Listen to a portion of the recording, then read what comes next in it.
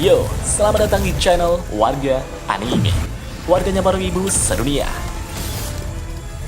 Dan masih bersama Mr. Q di sini. Pada kesempatan kali ini, Mr. Q akan menceritakan alur cerita manhwa solo leveling spesial chapter 3 sampai chapter 5. Di mana kita akan diperlihatkan Jinwoo yang telah direndahkan, dan kita juga diperlihatkan Jinwoo yang bertarung melawan ancaman yang mulai menyerang. Dan langsung saja, tanpa basa-basi lagi, mari kita mulai.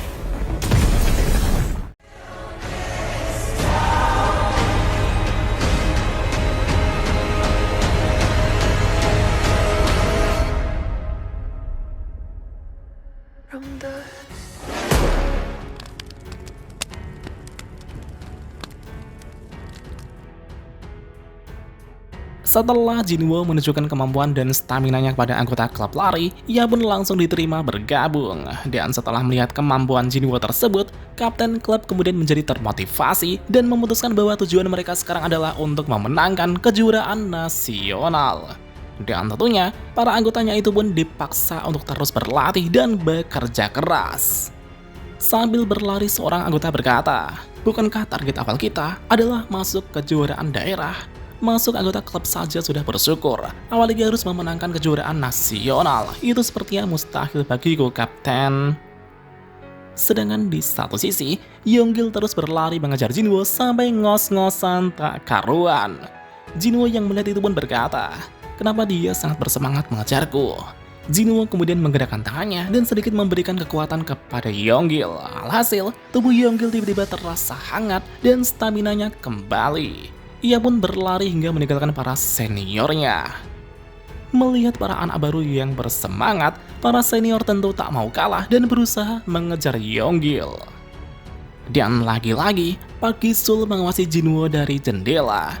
Jinwoo yang menyadari itu pun merasa bahwa ia sepertinya terlalu mencolok belakangan ini. Belion berkata, "Rajaku, bukankah lebih baik menghapus ingatan pria itu?" Jinwoo menjawab, "Tidak. Sebaiknya kita lihat saja dulu." Sementara itu di sisi lain, setelah Woo Jinjul mendapat informasi dari Park Gi-sul, ia kemudian pergi ke sekolahan untuk menemui Jinwoo dan memastikan tentang sosok bayangan monster semut. Tepat di saat Jinjul memasuki sekolahan, ia melihat bayangan hitam di lingkungan sekolahan. Jinjul merasa bahwa ada sesuatu yang tidak beres dengan sekolahan ini. Dan segera setelah itu, Jinjul kemudian masuk ke dalam kelas Jinwoo. Melihat itu, dalam hati Jinwoo berkata, mantan ketua asosiasi Woo Jinjul memang hebat. Padahal dia tidak memiliki ingatan kehidupan sebelumnya, tapi intuisinya sangatlah hebat. Jinjul kemudian meminta izin pada guru yang mengajar bahwa ia ingin bertanya sesuatu dengan murid yang bernama Sung Jinwoo. Mendengar itu, Jinwoo kemudian menghampiri Woo Jinjul dan pergi ke luar ruangan. Jinwoo tak menyangka jika ia akan bertemu kembali dengan Woo Jinjul setelah bertahun-tahun, bahkan sudah beberapa dekade jika ia menghitung waktu yang ia habiskan di celah dimensi. Mungkin akan terasa aneh jika aku menceritakan apa yang terjadi di kehidupan sebelumnya. Sedangkan di satu sisi, Jinjul menyadari ada sesuatu yang aneh dari murid yang ia temui ini. Kenapa seorang bocah memiliki tatapan mata seperti itu? Gumam Jinjul. Jinjul kemudian memperlihatkan sebuah gambar kepada Jinwoo dan berkata, "Apa kau tahu sesuatu tentang bayangan monster semut seperti di gambar ini?" Jinwoo menjawab bahwa ia pernah melihatnya. Mendengar itu, sontak Jinjul langsung bersemangat dan berkata, "Apa benar kau mengetahuinya? Jadi apa sebenarnya bayangan monster semut ini?" Namun Jinwoo berpura-pura polos dan menjawab, "Bukankah ini adalah monster yang muncul di acara televisi yang suka ditonton para bocil?" Mendengar jawaban itu, Jinjul merasa malu dan mengambil kembali gambar tersebut. Sebelum Jinjul pergi, Jinwoo kemudian meminta gambar itu sebagai pengingat pertemuan mereka. Woo Jinjul dengan senang hati memberikan gambar itu kepada Jinwoo dan pergi meninggalkannya. Namun setelah Jinjul pergi meninggalkan Jinwoo, ia tiba-tiba mendengar suara Jinwoo di kepalanya dengan berkata, "Apa kau mempercayaiku, ketua asosiasi? Kuharap kau percaya dengan semua yang akan kutunjukkan kepadamu." Dan pada saat itulah, Jinjul diperlihatkan kembali ingatan di kehidupan sebelumnya, di mana terdapat Hunter, Dungeon, Monster, Monarch, dan profesinya sebagai ketua asosiasi yang berjuang bersama Hunter Sung Jinwoo. Itu adalah ingatan yang menghubungkan masa lalu, masa sekarang, dan masa depan. Mengingat semua itu, Jinjul dibuat sangat bingung. Hunter Sung Jinwoo, bukankah itu nama bocah yang baru saja kutemui? Ingatan macam apa ini?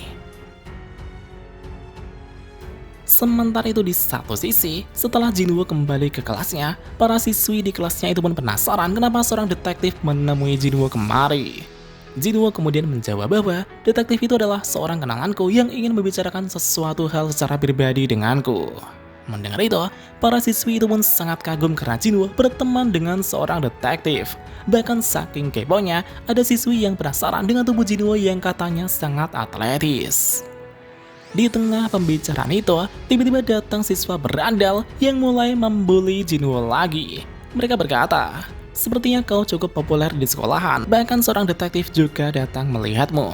Karena aku membulimu, kau tidak melaporkanku kepada detektif itu kan?" Siswa berandal itu pun terus merendahkan Jinwoo. Namun dari belakang, ketua klub lari tiba-tiba datang menghajar para siswa berandal tersebut. Ketua klub berkata, "Apa kalian ada masalah dengan anggota terbaik klub kami?" Di satu sisi, Jinwoo kemudian bertanya, ada keperluan apa ketua datang kemari? Ketua klub tersenyum dan mengatakan bahwa ia datang kemari untuk menghentikan Jinwoo sebelum Jinwoo menghajar para bajingan bodoh ini. Ketua klub juga mengatakan kepada Jinwoo bahwa ia akan mengadakan pesta untuk Jinwoo dan Yonggil dalam rangka penyambutan anggota baru setelah sepulang sekolah nanti. Setelah mengatakan itu, ketua klub kemudian membawa para siswa berandal itu pergi berlari di lapangan. Singkat cerita, sepulang sekolah, Jinwoo dan Yonggil kemudian pergi bersama anggota klub lari untuk berpesta. Tapi di saat Jinwoo berjalan keluar dari gerbang sekolah, Woo Jinjul menghampiri Jinwoo kembali dan meminta waktunya sebentar untuk melanjutkan pembicaraan tadi. Ketua klub kemudian mengingatkan agar Jinwoo tidak terlalu lama dan segera menyusul. Setelah itu, Jinwoo kemudian bertanya tentang apa yang ingin dibicarakan Woo Jinjul. Jinjul berkata, "Hunter Sung, seperti yang kuduga, itu memang dirimu." Jinjul kini telah mengingat semua yang terjadi pada kehidupan sebelumnya. Jinjul berkata, "Hunter Sung, apa kau melawan monster-monster itu sendirian? Sudah berapa lama kau bertarung melawan para monark di celah dimensi? Berdasarkan catatan kepolisian, kau telah menghilang sekitar 2 tahun lamanya.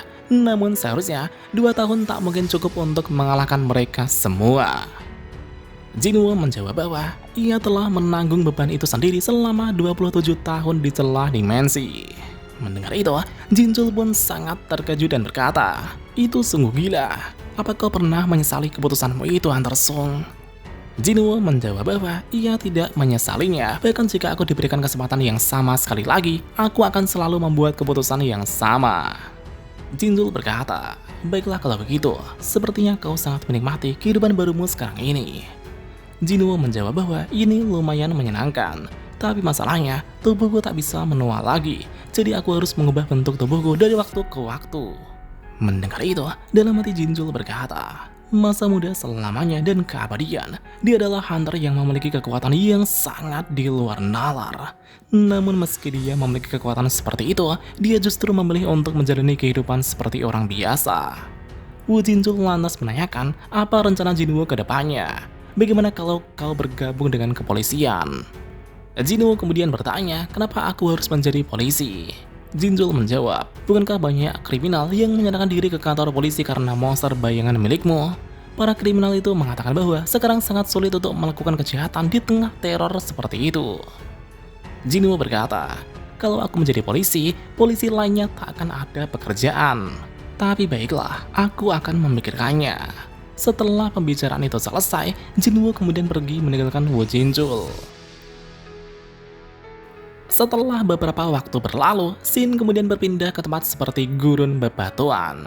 Dan pada saat itu, seorang turis tiba-tiba melihat retakan di langit. Karena tak tahu harus bagaimana, ia kemudian menghubungi pusat bantuan darurat. Petugas pelayanan kemudian bertanya, apa Anda sedang dalam bahaya? Apa kami perlu mengirimkan bantuan ke sana?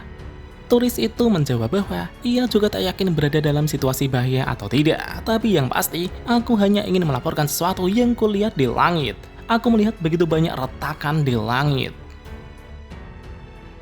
Sementara itu di sisi lain, Jinwoo yang sedang mengerjakan PR bersama Igris tiba-tiba merasakan sesuatu yang tidak beres.